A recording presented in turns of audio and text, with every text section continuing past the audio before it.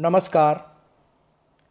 महारानी सुदर्शन महाविद्यालय बीकानेर के इस ऑनलाइन व्याख्यान में आपका स्वागत है।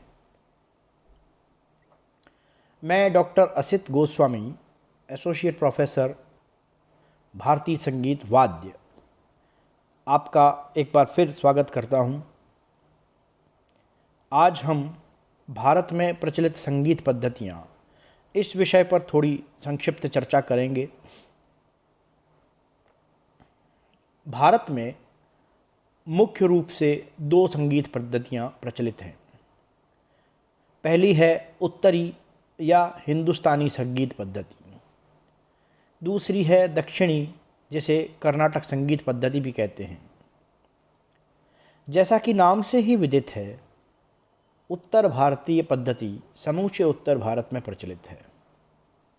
यह पद्धति पंजाब, हिमाचल प्रदेश, उत्तर प्रदेश, मध्य प्रदेश, राजस्थान, गुजरात, बंगाल, बिहार, झारखंड, छत्तीसगढ़, महाराष्ट्र और विभाजन पूर्व के पाकिस्तान आदि क्षेत्रों में प्रचलित है।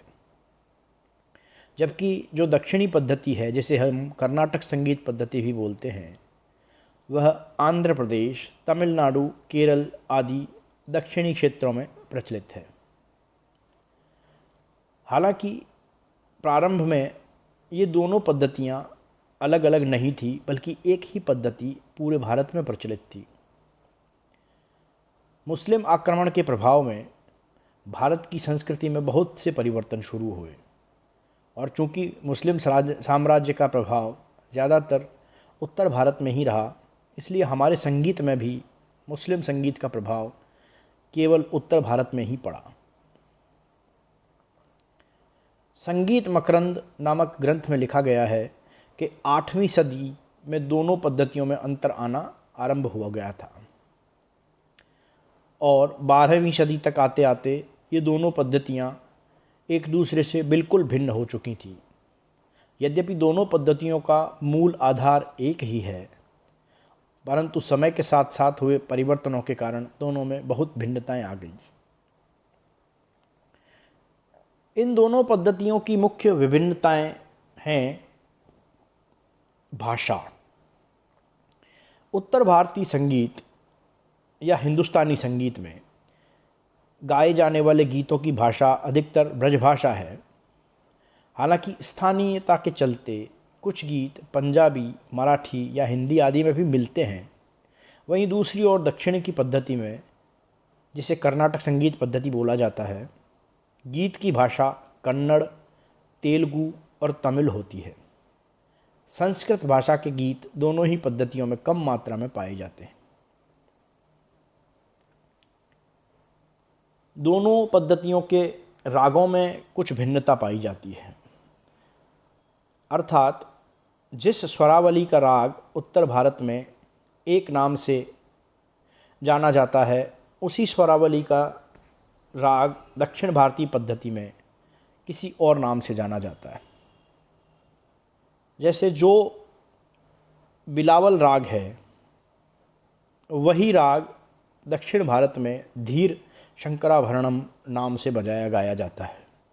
इसी प्रकार भूपाली का दक्षिणी नाम मोहनम है।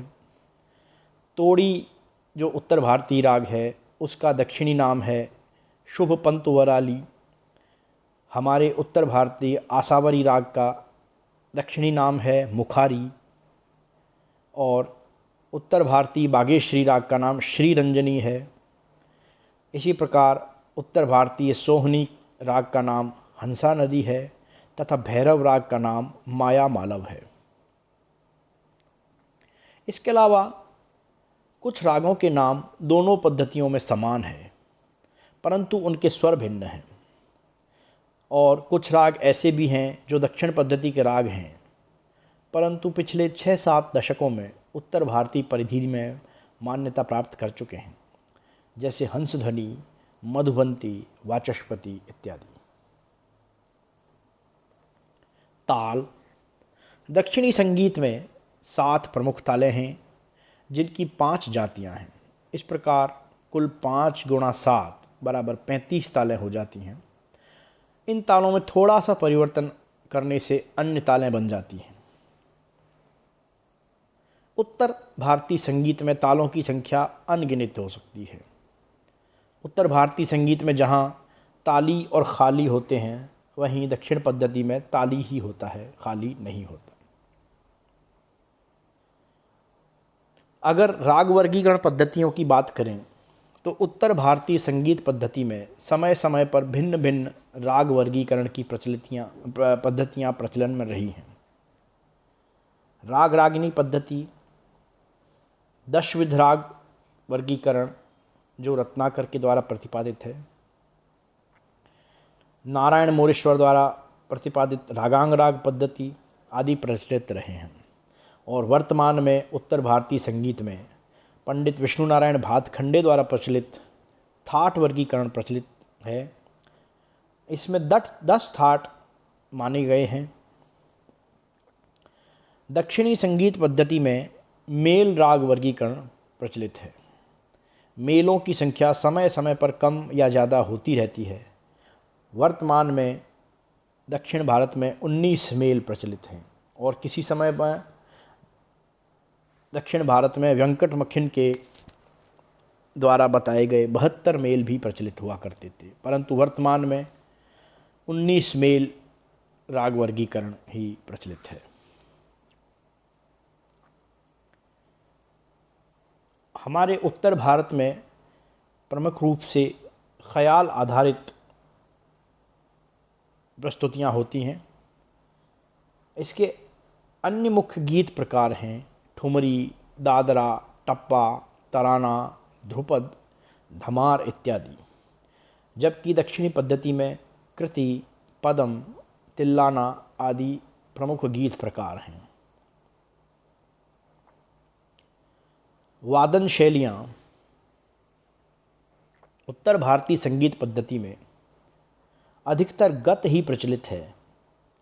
इसके अलावा अगर गायकी अंग में कोई वादन कर रहा हो तो ख्याल या ठुमरी अंग का वादन भी प्रचलित है।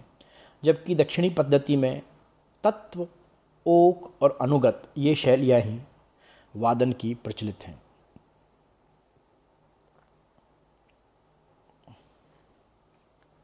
स्वर उत्तर भारतीय संगीत पद्धति और दक्षिण भारतीय संगीत पद्धति दोनों के स्वरों की संख्या तो 12 ही है, परंतु इनके नामों में भिन्नता पाई जाती है। दक्षिणी पद्धति में कोमल स्वर नहीं होता है। पहले शुद्ध स्वर आता है, उसके बाद उसका कोमल विकृत रूप आता है। विकृत स्वरों की नाम श्रुति संख्या के आधार पर होती है। अगर हम उत्तर भारतीय स्वरों की तुलना दक्षिण भारत के स्वरों से करें तो इस सारणी में यह दर्शाया गया है कि उत्तर भारत का स्वर और दक्षिण भारत के स्वरों में क्या सामंजस्य या विभिन्नता है। जो हमारा उत्तर भारतीय स्वर सा है, उसका दक्षिण स्वर भी सा ही है, परंतु जैसे जैसे हम सप्तक में आगे बढ़ते जाते हैं, स्वरों के नामों में भिन्नता पाई जाती है। सा से अगला स्वर उत्तर भारत में कोमल रे माना जाता है, जिसका दक्षिणी नाम शुद्ध रे है। इसी प्रकार जो कोमल रे के बाद वाला स्वर उत्तर भारतीय पद्धति का है शुद्ध रे, उसका दक्षिणी नाम शुद्ध गंधार और या चतुश्रुति रे है। इसी प्रकार शुद्ध रे के बाद उत्तर भारतीय पद्धति में कोमल गंधार आता है, तो उस कोमल गंधार का दक्षिण भारतीय पद्धति में नाम साधारण गंधार या षटश्रुति रे है। कोमल गंधार के बाद हमारा अगला स्वर उत्तर भारतीय पद्धति में शुद्ध गंधार है, जिसका दक्षिणी नाम अंतर्गंधार है। शुद्ध गंधार के बाद उत्तर भारतीय स्वर शुद्ध मध्यम आता है, जिसका नाम शुद्ध मध्यम ही है। शुद्ध मध्यम के बाद तीव्र मध्यम हमारे उत्तर भारतीय पद्धति में आता है, जिसका दक्षिणी नाम प्रतिमध्यम है। पंचम का नाम पंचम ही है। पंचम के बाद जो कोमल धैवत है उसका दक्षिणी नाम शुद्ध धैवत है। कोमल धैवत के बाद का स्वर शुद्ध धैवत, उसका दक्षिणी नाम शुद्ध निषाद या चतुश्रुति धैवत है। कोमल निषाद का नाम कैशिक निषाद या षट श्रुति ध है।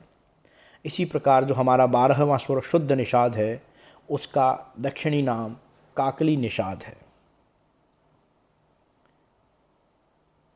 हमारी उत्तर भारत और दक्षिण भारत दोनों ही पद्धतियों में कुछ मूलभूत समानताएं हैं, वे इस प्रकार भी हैं। दोनों पद्धतियों में सप्तक में कुल 22 श्रुतियाँ मानी गई हैं। दोनों ही पद्धतियों के सप्तकों में स्वरों की संख्या 12 मानी गई है, जिसमें कोमल और तीव्र मिला के, विकृत और शुद्ध मिला के 12 इस प्रकार कुल स्वर माने गए हैं।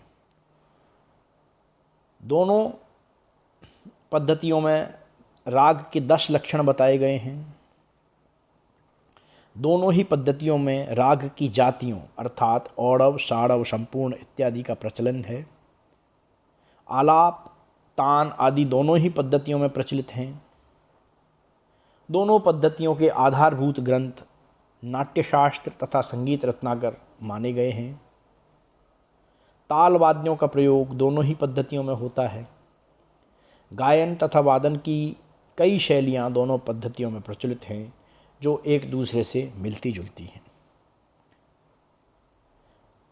आशा है आज के इस व्याख्यान में आपको उत्तर भारतीय और दक्षिण भारतीय संगीत पद्धतियों की आधारभूत जानकारी हो गई होगी। धन्यवाद।